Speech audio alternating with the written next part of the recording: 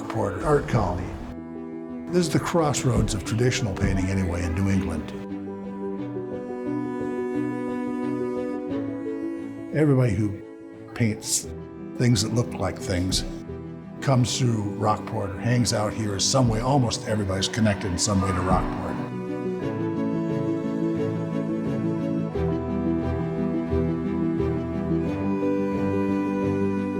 It's been an artistic hotspot for over 100 years. You know, fishing and art, really, that's what the community's known for. My father had a gallery in town for 62 years.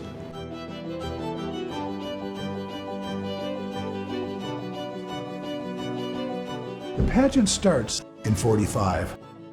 45 begins with the Battle of the Bulge. Iwo Jima is 45. The Japanese surrender in August of 45 on the U.S. Missouri. And the United States government puts together this thing called Operation Magic Carpet, where they try and bring everybody back by Christmas. And all of a sudden there's hope. There's this wonder and excitement and gratitude and happiness in the nation. The war's over, and it's been called America's Greatest Christmas. Up against that backdrop, Winifred Jackman Hibbert, they called her Jackie. She is the wife of Albert Hibbert, who's the leader of the art colony, really founds the art colony here. The pageant was started by the artist. Jackie grows up above El Paso on the New Mexico border. And there's a Spanish tradition there called La Posada. Posada means inn. Holy Family rides their burro through the streets of the towns, and they knock on doors and are turned away, and then eventually they get to the right door. That has evolved into what we know as the pageant today. Originally it was all acted in by the artists. It's all been thrown open and everybody in town participates. So families have been in this thing for generations.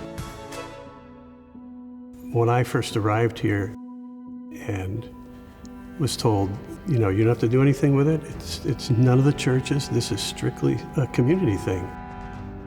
Which to me is fascinating because community pageants have been shut down throughout the country. There is no way I could come close to doing anything as beautiful as what they do. Last year was the first year I was director.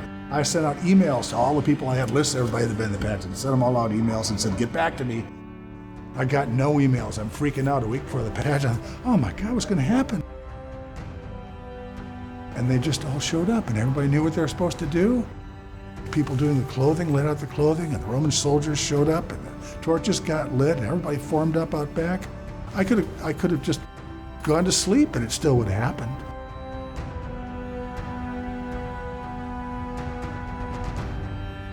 This was started 79 years ago. For 79 years, Mary has been a secret till the day of.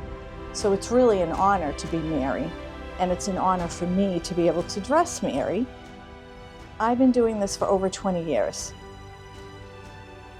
An artist here needed a seamstress to help sew some costumes. So I brought her over to my house with a couple of other girls and we sewed up some shepherd's costumes. Then I realized that we needed new kings and it didn't stop, it just kept on going.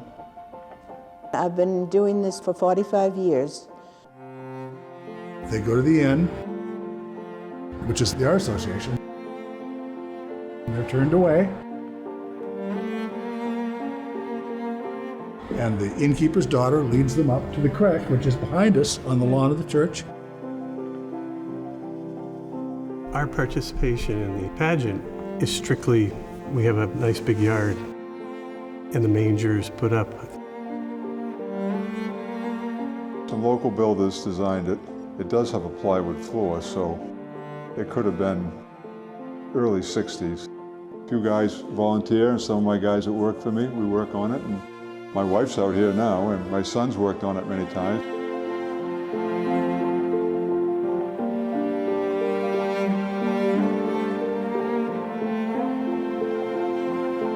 Seven, 8 years old, I took over from my father, who was in it. Gets me in the Christmas spirit. Bring my family here, and You know, I see old friends that are in this. They've been in it for years. My daughter comes down with her family now. Now she's got 2 babies, but the little girl was in it last year. My grandchildren were all in it every year, from 4 or 5 years old. They progress through the years. The dove children, and then small shepherds, and then they get to be maybe tall shepherds. The first year, we became the animal handlers, going to pick up the sheep and the goats in somebody's car or truck. And then when I became a teenager, they had me become a torchbearer. And then for 1 or 2 years, I was a Roman soldier. And then they needed a new king. And once you're a king, you stay a king. It was the same 3 kings for every bit of 20 years.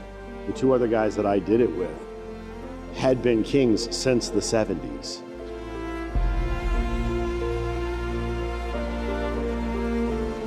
I learned that when the pageant's on, it's usually one of the colder days in the month. I mean, the temperature might be 20, but the wind here will cut right through you.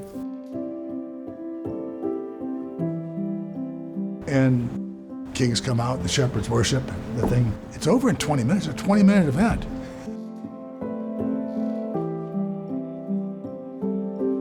And then everybody stands and sings Silent Night together.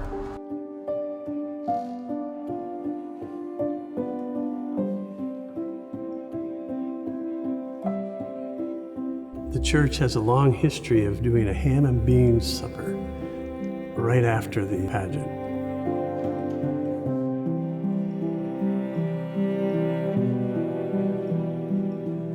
Christmas, the whole nativity, and the birth of Jesus has a very deep meaning to me, but it has a simple meaning.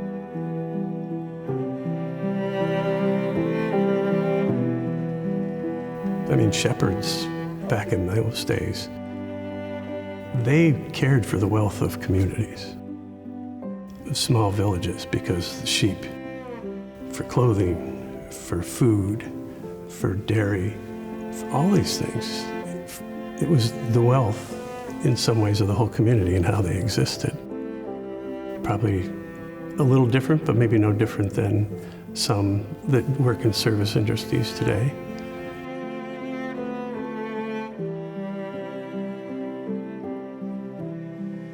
The thought that they were there to see in that moment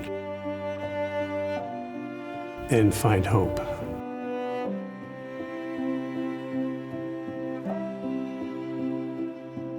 I think you have to be hopeful as an artist. And it's only through hope that you're able to continue, you know? I missed the last 2 years because I work on a tugboat down in New York. And this year when I got the email, it said next year was the 80th year, and I thought, next year will be 50. I gotta go do it.